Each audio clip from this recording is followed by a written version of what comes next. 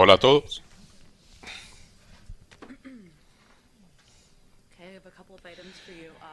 Un par de puntos para comenzar.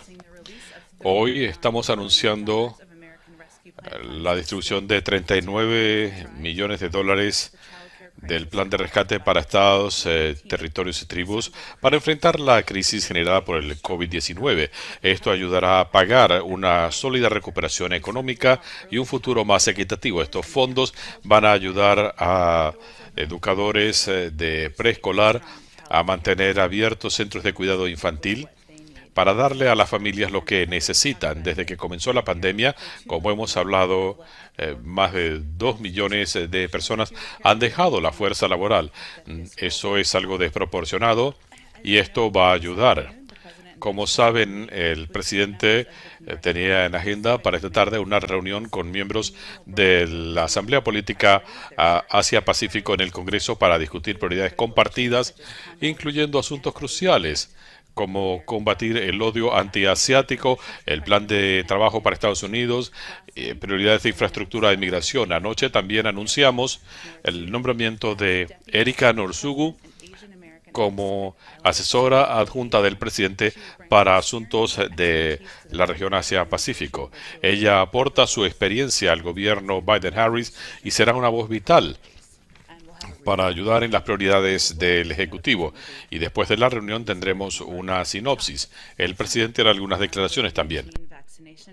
En cuanto al progreso de la vacunación contra el COVID-19, se han administrado, se informó ayer que tenemos 3 millones y medio de vacunas contra el COVID, otro récord, y es buena noticia. Otro punto más. El presidente Biden espera recibir al presidente Moon de la República de Corea en la segunda mitad de mayo. Estamos precisando la fecha. Esto sigue a la reunión del 2+2 de los secretarios Blinken y Austin y las reuniones trilaterales en Anápolis del secretario de Seguridad Nacional. Esto destaca los nexos de larga data entre los pueblos de nuestros dos países. Ha sido una semana muy activa y no ha terminado. En cuanto a la visita del primer ministro Suga y la visita del presidente Moon, ¿cuál es el mensaje del presidente de cara a estas reuniones? Y algo destacado en la visita de mañana, hay un mensaje que se está enviando a China. Primero, el presidente quiere recibir mañana al primer ministro y es significativo que la primera reunión bilateral en persona sea con Japón, lo cual destaca la importancia de nuestra relación y el trabajo cooperativo que hacemos. Debo mencionar también que en lo que concierne a China, la coordinación en ese sentido será parte de la discusión, así como también el compromiso con la desnuclearización de Corea del Norte. La seguridad regional será un tema prominente también. Debo decir que estas relaciones cubren una serie de áreas de cooperación. Es una oportunidad de discutir estos temas en persona y pienso que China será parte de la conversación. En cuanto a las sanciones a Rusia, en una declaración la Casa Blanca señala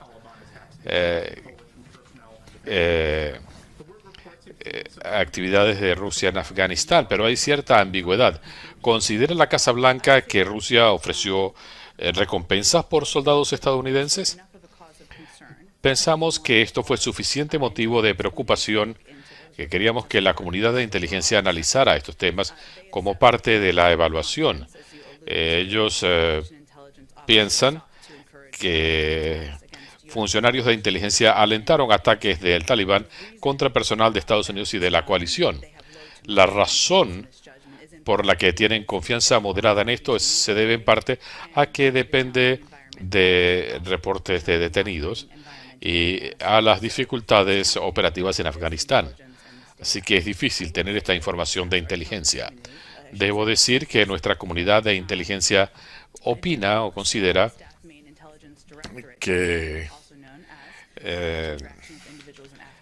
en cuanto a la interacción con individuos de redes criminales en Afganistán, hay confianza en esta presunción y que se alentó ataques contra personal de Estados Unidos y de la coalición en Afganistán.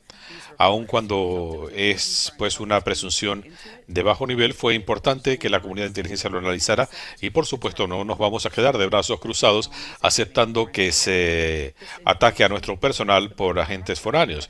Esta información pone la responsabilidad en Rusia de explicar sus acciones aquí. Considerando esta situación, el presidente deplora las críticas que le hizo al presidente Trump por no haber actuado en ese sentido. Yo no voy a hablar del gobierno anterior, pero debo decir que es suficientemente preocupante este tema y los potenciales ataques contra nuestro personal militar que orgullosamente sirve. Nuevamente hay múltiples factores que contribuyen con el bajo nivel de confianza en esta evaluación, incluyendo el ambiente operativo y la fuente, declaraciones de detenidos. Pero pensamos que hay preguntas que debe responder el gobierno de Rusia. Estamos tratando de ver cómo está operando el Ejecutivo en este sentido. Un estadounidense que fue secuestrado por el Talibán en Afganistán. ¿Cómo ve este gobierno la situación de esos rehenes para tomar decisiones de política exterior? ¿Se está trabajando en equipo? Ciertamente todas las relaciones que tenemos, incluyendo cuando se trata de adversarios o no, se plantean temas de la detención de ciudadanos estadounidenses o ciudadanos de nuestros aliados a través de conversaciones diplomáticas. Típicamente estas conversaciones son encabezadas por el Departamento de Estado y funcionarios del Departamento de Estado. Típicamente no damos muchos detalles porque la prioridad es traer a estos estadounidenses al país. En cuanto a los campamentos de refugiados, ha habido mucha preocupación de aliados en el Capitolio.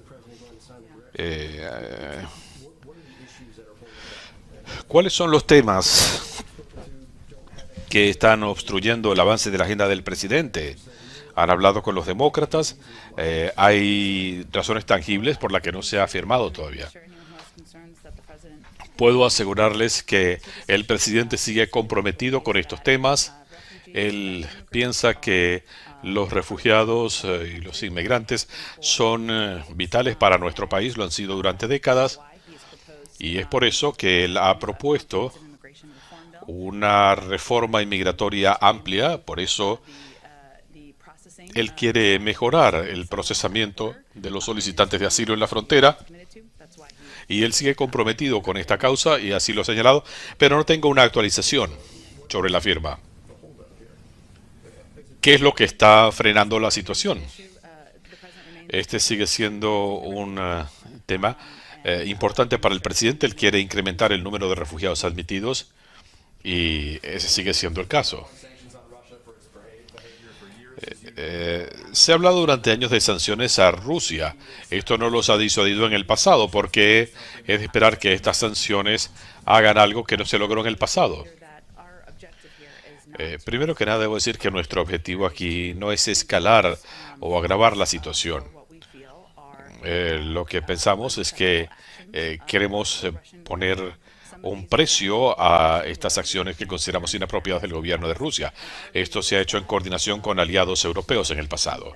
Pensamos que cuando se producen acciones inaceptables que no se condicen con nuestros intereses,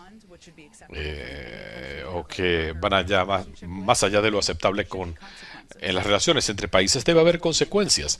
No podemos predecir cuál será el impacto, pero seguimos pensando que cuando hay comportamiento inaceptable debe haber consecuencias. Sobre Afganistán, el director de la CIA advertía que hay un riesgo significativo que Al-Qaeda y otros grupos terroristas traten de llenar el vacío que va a quedar cuando Estados Unidos y sus aliados salgan de la región.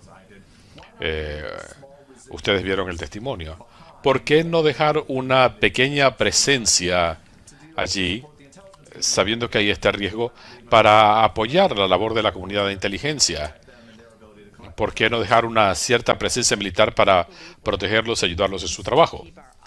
Pensamos que tenemos los medios para mantenernos alertas ante amenazas terroristas o cualquier posible resurgencia del Al-Qaeda sin tener una presencia militar en el terreno. La evaluación y la decisión del presidente se basa en recomendaciones y la asesoría de asesores de seguridad nacional, de su equipo de gobierno, la evaluación de amenazas procedentes de Afganistán, y se piensa que la situación se puede manejar sin una presencia persistente allí. Obviamente nuestra capacidad se ha incrementado sustancialmente en los últimos 20 años o 10 años. Vamos a reposicionar nuestra fuerza antiterrorismo en la región para contrarrestar el posible resurgimiento de una amenaza terrorista. Ese es el enfoque.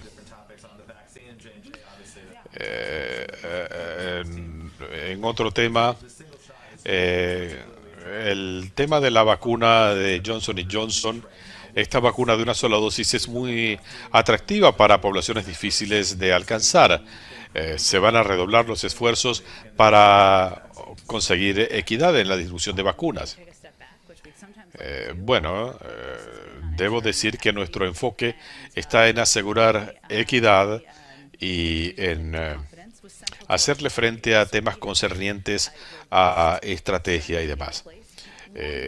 Hemos tenido una estrategia en posición desde mucho antes. También hemos visto hasta el momento, por el número de vacunas que pudimos distribuir ayer y algunas estadísticas, el tiempo nos dirá.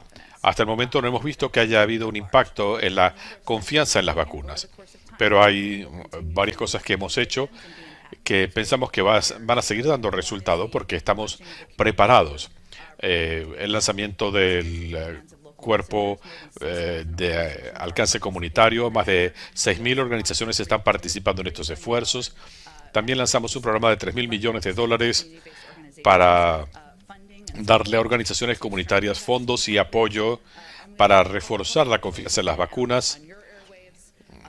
Esto se ha transmitido en los distintos medios a través de organizaciones comunitarias. Es un plan para confirmar que tenemos suficiente suministro para atender la demanda que anticipamos. Ayer dimos a conocer una nota hablando que la primera dama regresaba a la Casa Blanca y reanudaba sus actividades. El presidente apoya la propuesta presentada en la Comisión de Asuntos Judiciales de añadir 3 escaños a la Corte Suprema. La semana pasada el presidente estableció una Corte Suprema sobre este tema. Un grupo de más de 30 expertos que analizarán distintas interrogantes sobre este tema y van a analizar, por supuesto, el tamaño de la Corte, el papel de la Corte en el sistema constitucional, el tiempo de servicio, la rotación de jueces y demás. Ellos presentarán un reporte sobre el estudio. Él va a esperar a esto y esperaremos a ver ese reporte. Esto no viene de un oscuro miembro del Congreso. Es el presidente de la Comisión de Asuntos Judiciales. El presidente se siente frustrado que el señor Nadler no haya esperado a que se hiciera el trabajo de la comisión que convocó el presidente Biden. No, el presidente considera que es importante analizar distintos puntos de vista, progresistas o conservadores, distintas opiniones legales, y él está ansioso por tomar una determinación por sí mismo. Y él va a esperar hasta que reciba el reporte, pero es comprensible que miembros del Congreso tengan otras opiniones y presenten propuestas legislativas que él puede o no apoyar. ¿No considera el presidente que esto es prematuro? Él considera que los miembros del Congreso tienen el derecho a presentar proyectos de ley sobre temas que les son de importancia. Él opina que esta comisión cubre distintos puntos de vista. Se habla de ampliar las cortes y de eliminar el proceso de las tácticas dilatorias en el Congreso. Están buscando combinar estas dos ideas para llenar la Corte Suprema. El presidente cree en la libertad de expresión y que los miembros del Congreso pueden expresar su opinión sobre el futuro de la Corte. Él tiene su propia opinión y él está ansioso por ver las recomendaciones que surjan de la comisión que designó.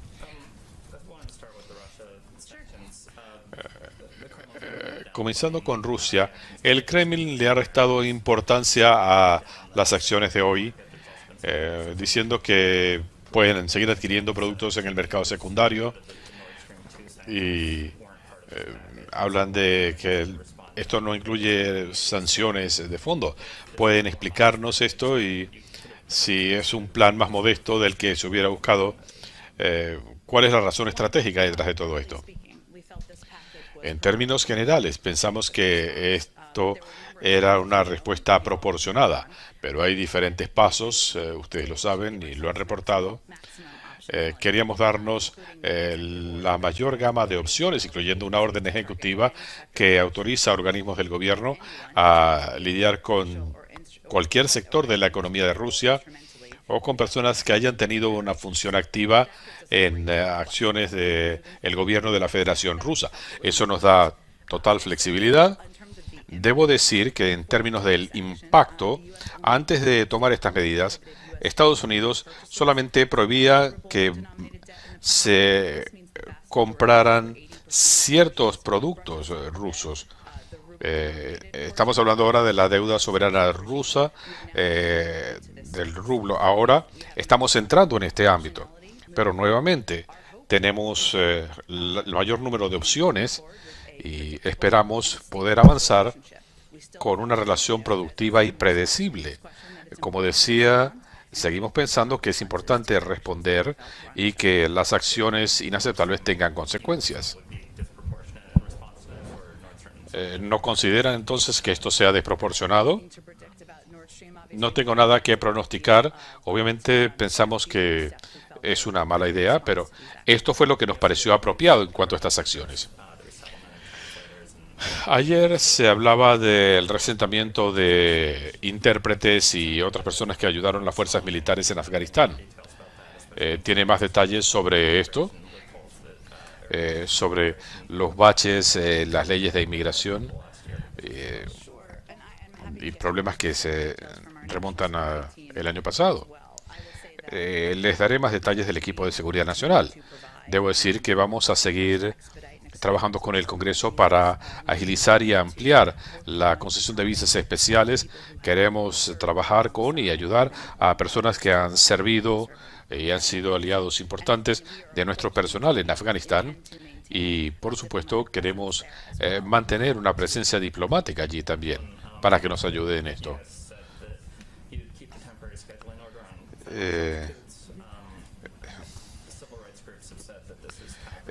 Grupos de derechos civiles dicen que esto es contraproducente en la guerra contra las drogas. Hay un impacto desproporcionado en comunidades de color.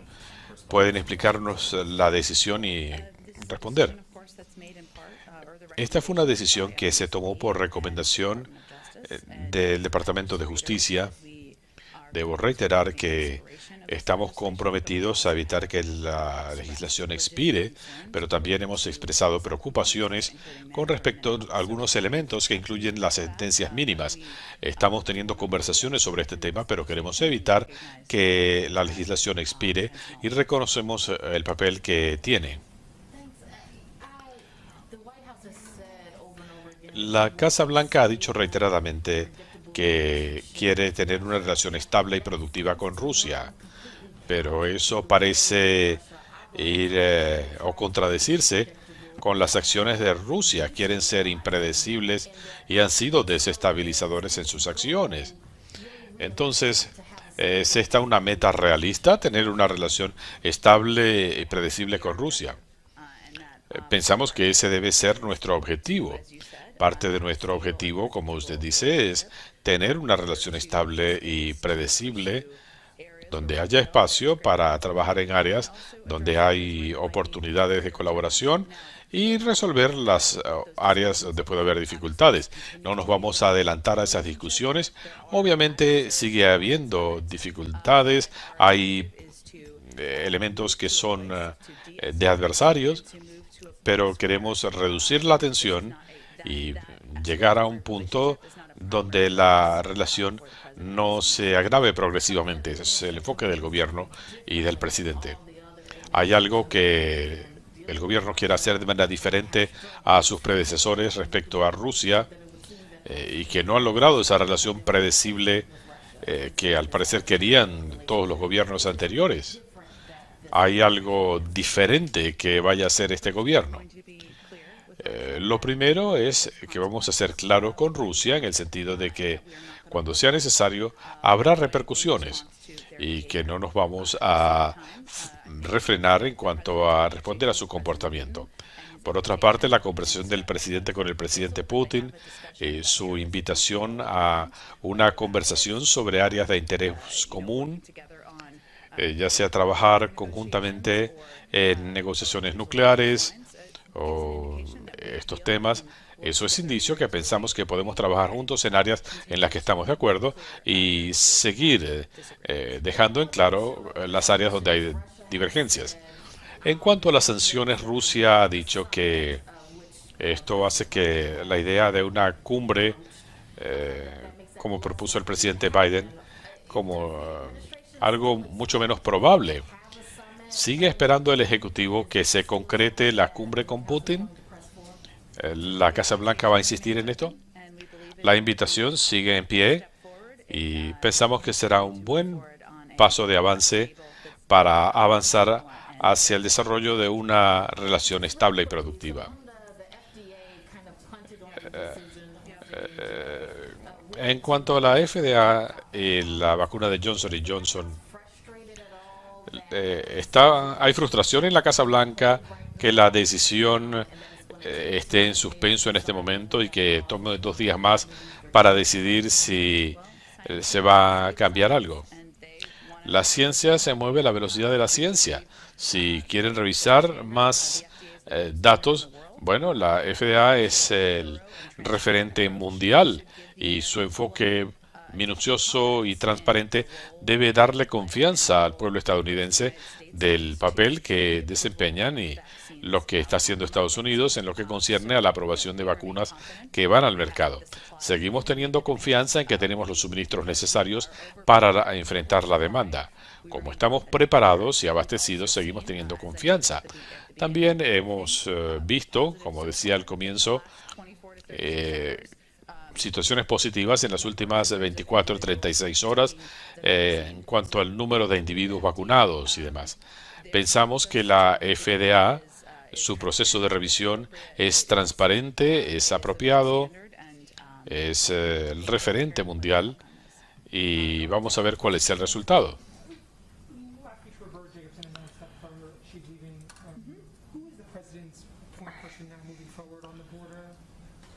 ¿Quién será la persona clave del presidente en la frontera? El secretario Mallorca seguirá teniendo un papel predominante aquí, pero hay otros elementos. Como hemos dicho, queremos lidiar con las causas de fondo. El enviado especial es Ricardo Zúñiga, con mucha experiencia en la región, en el hemisferio occidental. Él fue nombrado hace algunas semanas. Él seguirá teniendo una función vital. Y obviamente la vicepresidenta también tendrá una función en el Triángulo Norte. En cuanto al papel de la vicepresidenta, los republicanos han criticado a la vicepresidenta. Lo he visto, creo que necesitan algo que hacer. ¿Considera la Casa Blanca que su papel diplomático está desconectado de la frontera? ¿Cómo lo ven ustedes? Con todo respeto, esta situación me confunde a mí, porque cuando el presidente actual era vicepresidente, él tenía un papel preponderante con el Triángulo Norte. Esta es una tarea diplomática, trabajando con estos países, con estos líderes, y ha habido múltiples conversaciones de este tipo para discutir qué medidas se pueden tomar. Si se trata de mejorar el personal en las fronteras, hemos visto que han tomado medidas, o si se trata de trabajar con ellos para determinar cómo se puede brindar la mejor asistencia para enfrentar la raíz del problema. Ese es el papel de la vicepresidenta, un papel significativo. Por supuesto, si no encaramos las causas de fondo, seguiremos viendo números crecientes de inmigrantes llegando a la frontera, como hemos visto en los últimos años. No es el trabajo de una sola mujer, es un trabajo de funcionarios de alto nivel y el secretario Mayorkas seguirá teniendo un papel significativo supervisando las instalaciones de la patrulla de fronteras, las políticas en la región, el secretario de Salud y Servicios Sociales con los refugios. Es un proceso entre distintos organismos como debe ser. Eh, la Casa Blanca ha visto las estadísticas que se presentaron ayer y que se usaron para darle una pausa al uso de la vacuna de Johnson Johnson. Hoy se mostró una encuesta que indica que la confianza del público ha mermado frente a la vacuna de Johnson Johnson.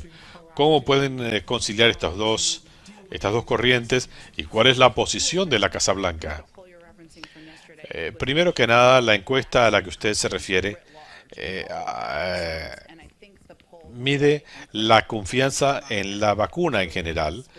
Corríjame, aquí estamos hablando específicamente de la vacuna de Johnson Johnson. Hay una ligera diferencia. Por un lado, estaban hablando por Twitter funcionarios del Ejecutivo, decían que la pausa era algo positivo y demás. Lo que dice la encuesta, no se está midiendo lo mismo. Creo que es importante que la gente entienda eso. Nuestro enfoque está en asegurar que todos los adultos estadounidenses sean vacunados y tenemos suficientes dosis de las vacunas de Moderna y Pfizer para cumplir con esa meta. Vamos a ver qué pasa con este proceso. Por fortuna, tenemos un esfuerzo masivo en marcha para incrementar la confianza en la vacunación mucho antes del anuncio de la FDA y seguiremos por ese camino. Pero esto se mencionaba porque queremos asegurar que los estadounidenses comprendan y el país entiende que pueden seguir teniendo confianza en la eficacia de la vacuna, de las vacunas que hay en el mercado, aprobadas para uso de emergencia. Eh, Varios miembros del gabinete han hablado sobre esto. Tenemos la oportunidad de hacer preguntas. Eh, bueno, esperamos invitar a todos los miembros del gabinete en las próximas semanas. El Ejecutivo sigue trabajando en el plan para las familias. No hay cambios en ese sentido. Esa es la intención. La Casa Blanca y la comunidad de inteligencia tienen más claro ahora la extensión del impacto de SolarWinds, que se robaron los rusos. ¿Cuál fue la repercusión? Tenemos una comprensión más clara, diría yo. No queremos que no queremos dejar abierta esta vulnerabilidad para millones de computadoras. Esta es una amenaza severa para la seguridad nacional, especialmente considerando el historial de comportamiento de Rusia en el ciberespacio y lo que habría pasado si no hubiéramos descubierto y encarado el tema directamente. Con gusto te pondré en contacto con algunos de nuestros expertos si eso te ayuda.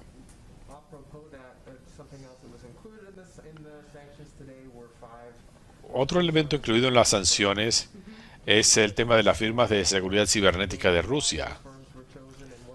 ¿Por qué se eligieron estas firmas y qué le hicieron a Estados Unidos? Bueno, puede ser que tenga algo más específico.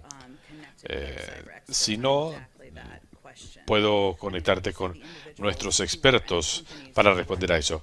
Obviamente, individuos que eran parte de las compañías identificadas en el anuncio, involucrados directamente en las intromisiones cibernéticas, la razón por la que se tomaron estas medidas y demás. pero voy a ponerte en contacto con los expertos para que te dé detalles más específicos. Y como seguimiento, se aprobó el establecimiento de sanciones específicas. ¿Nos puedes indicar por qué se incluyó esto en las sanciones? No tengo más detalles, comprendo la pregunta. Solamente digo que, obviamente, si hay otras medidas a tomar, ciertamente nos reservamos la opción de establecer más sanciones. Eso no significa que vaya a haber más, pero no tengo nada que añadir o que proyectar sobre consideraciones en torno a sanciones, si son finales o no. En otro tema, la semana que viene es el Día de la Tierra y la Cumbre del Clima. Algunos detalles del plan que piensan dar a conocer para reducir las emisiones contaminantes. Comprendo la pregunta. La semana que viene va a ser muy ocupada. Vamos a ver si puedo darles más adelantos de aquí a mañana. Estamos trabajando en los detalles. No tengo nada que darles en este momento.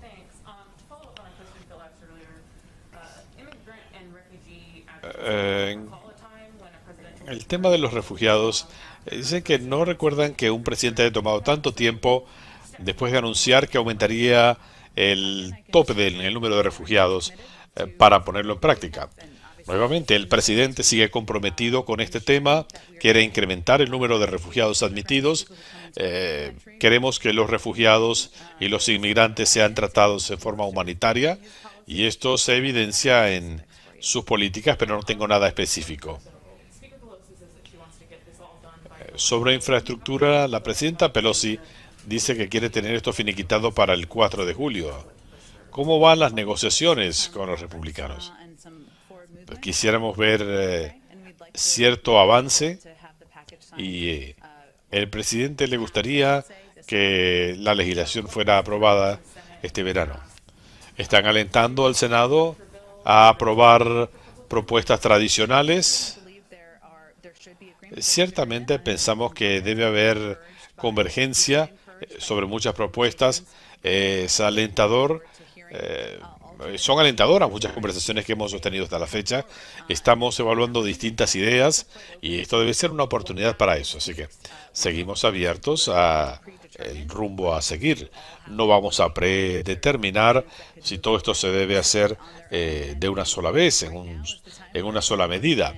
Este es el momento en que los miembros del Congreso y su personal hacen el trabajo de determinar si hay acuerdos y qué elementos necesitan más atención. Se ha dicho que habría una iniciativa que quieren aprobar los demócratas en el Congreso conjuntamente con los republicanos sobre planes limitados de infraestructura. ¿Están de acuerdo? Esa es la opinión del senador Coons. Es un amigo del presidente y lo respetamos, pero en el Capitolio hay múltiples ideas de cómo se debe proceder, qué componentes deberían ir juntos. Dejaremos que eso se vaya dirimiendo. Una chica de más de 18 años tendría que registrarse para el servicio militar obligatorio. El Departamento de Estado hablaba hoy de la constitucionalidad del tema. ¿Cuál es la posición del presidente? ¿Considera él que todos los ciudadanos deberían inscribirse? Con gusto le voy a preguntar y voy a analizar estos casos. Gracias. En semanas recientes se han movilizado agentes de la patrulla de fronteras de la frontera con Canadá, la frontera sur. ¿Cuántos agentes van a ser reubicados para mantener seguridad en la frontera? La evaluación es que a medida que se movilizan recursos, esto depende del Departamento de Seguridad Nacional, quien les puede hablar de la reasignación de agentes de la patrulla de fronteras. Algunos expertos en inmigración en el Ejecutivo explican que las familias separadas, las familias se están separando solas antes de llegar a la frontera porque saben que los menores no están siendo devueltos.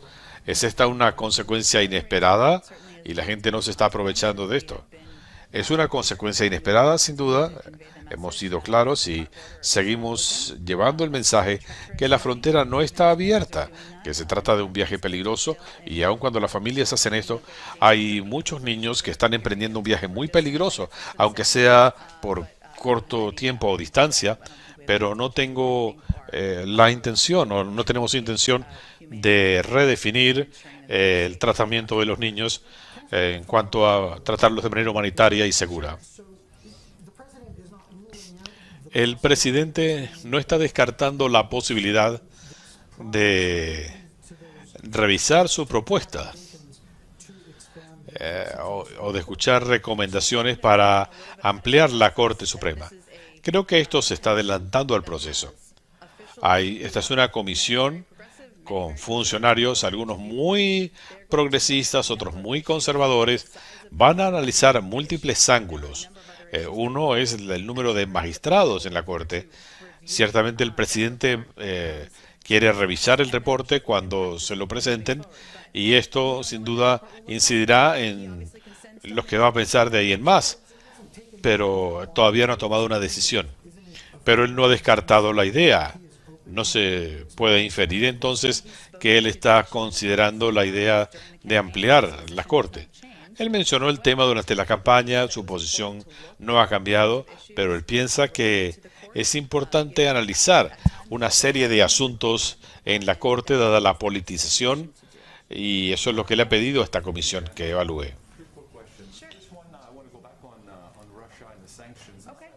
Volviendo a Rusia y las sanciones, ¿puedes hablarnos de la conversación entre el presidente y el presidente Putin? ¿Cómo reaccionó? ¿Fue una conversación cálida o fría? Bueno, la reacción del presidente Putin yo dejaría que eso lo hagan los rusos. Los dos hombres hablaron mediante intérpretes. ¿Fue una reunión cordial o no? No voy a caracterizar el tono. Debo decir que en la llamada el presidente destacó que habría consecuencias. También sugirió que se reunieran en persona para tener una relación productiva. Esto nos puede hablar del tono de la conversación. Puedo añadir un elemento más sobre esto. Por ejemplo, se ha hablado de abrir un diálogo con Corea del Norte y esto sería parte de la conversación con el presidente. Hay una revisión en marcha en los pasos de aquí en más y por supuesto que nuestro objetivo es la desnuclearización de Corea del Norte. Ese sigue siendo el enfoque, pero no tengo nada que añadir por ahora. Es una parte importante del objetivo, es nuestro enfoque, la desnuclearización de la península coreana en coordinación con nuestros aliados en la región y ciertamente Corea del Sur y Japón son aliados vitales en la región. Sabiendo que comunidades a ambos lados de la frontera se están viendo afectadas por el cierre y con la vacunación marchando bien de este lado de la frontera, ¿cómo van las conversaciones con los gobiernos hablando de sus restricciones? Obviamente hay conversaciones, esto se ha planteado por otros gobiernos, como el caso de Canadá, pero vamos a basar o supeditar las decisiones a las recomendaciones de los expertos médicos. Que yo sepa, hasta el momento no hay ningún cambio. Volviendo al plan de infraestructura, especialmente el elemento impositivo, ¿en qué puntos el presidente se muestra flexible? En cuanto a la fuerza asalariada, el presidente siempre está abierto a escuchar alternativas para costear sus programas. Lo más importante aquí es esa raya de modernizar la infraestructura, de generar empleos para el pueblo estadounidense. El presidente considera que esto debe ser costeado. Hay otras alternativas, pero él está abierto a múltiples opciones. En cuanto al clima, sabemos que la cumbre es la semana que viene. Una de las primeras órdenes ejecutivas del presidente sobre el cambio climático tenía una línea que hablaba de crear un plan verde de adquisiciones. ¿Sabe cuál es el estatus de esto? Para aquellos de ustedes interesados en el clima, tendremos más que decirles la semana que viene y como les prometía, lo que podamos adelantar mañana lo haremos, pero serán 1 o 2 semanas bien complicadas. Gracias, Jen. Se nos está diciendo que los republicanos en el Congreso están considerando una contrapropuesta de infraestructura con una cifra cercana a los 660.000 millones de dólares. Recibimos con beneplácito cualquier tentativa de tener una conversación confiable. No hemos recibido nada hasta el momento cuando estamos hablando de especulaciones, pero desde el comienzo el presidente ha dicho que él quiere que este sea un proceso de colaboración y que haya legisladores de ambos partidos directamente involucrados en el plan de desarrollo. Él tiene ciertos fundamentos, ciertas creencias vitales que son de importancia para él. Actualización de infraestructura, invertir en crecimiento, invertir en el pueblo estadounidense, en los mercados laborales, educativos y comerciales. Se ha hablado de eliminar esta posición por parte de la Casa Blanca. ¿Consideran que eliminar el tope civil es necesario? ¿Cree que los empleados hay que hacerlos que vivan bien? El presidente no lo metió en sus propuestas. Entiendo que hay distintos miembros del Parlamento que están felices de ver esto. Como saben, si tienen sus calculadoras, este plan no es para levantar dinero. Esto va a añadir costos, quizás significativamente. Pero sí tiene que haber unas alternativas sobre qué es lo más importante a lograr. En cuanto a las criptomonedas, estamos hablando de 2 billones de dólares de mercado. El secretario Yellen lo planteaba quizá en un tono bastante positivo. Yo no recuerdo haber escuchado opiniones del presidente Biden sobre criptomonedas. ¿Qué piensa el presidente al respecto? Yo le diría que el secretario Yellen, nuestro secretario del Tesoro, es la persona indicada para aclararle este tema. No creo que tenga desacuerdo con el presidente. Entonces a él no le importa esta situación. Yo me referiría a sus comentarios sobre la criptomoneda.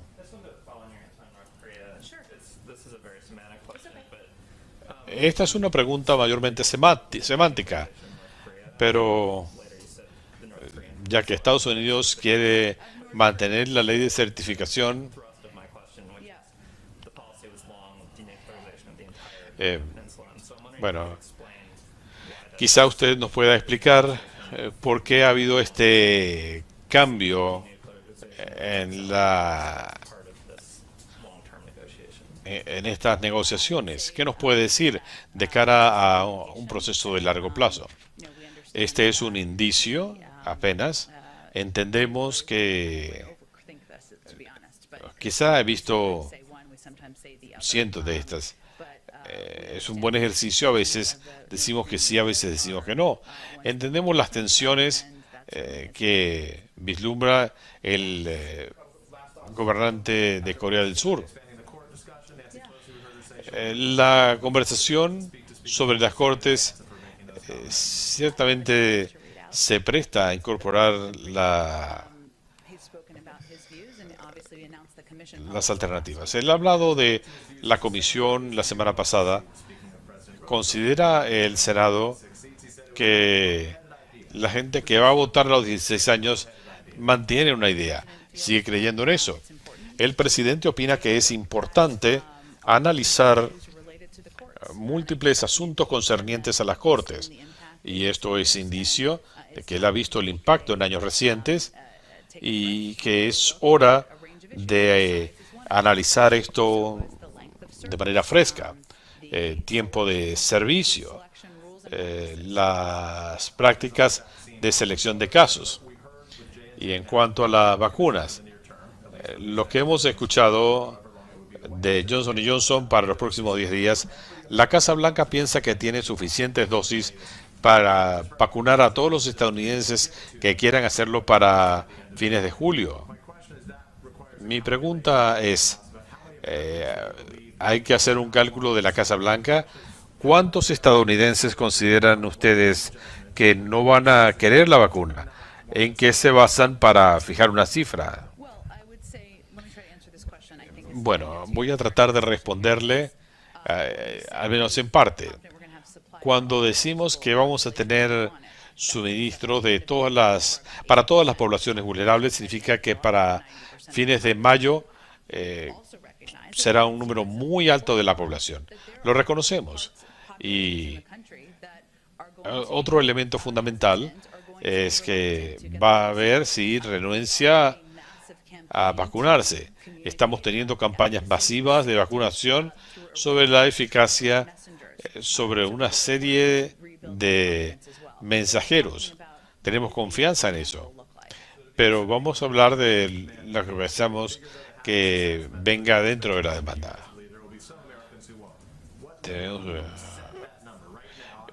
¿Cuál es la cifra? Ustedes la quieren superar, pero en este momento, ¿cuál creen ustedes que es la cifra? Mire, no tengo una evaluación aquí.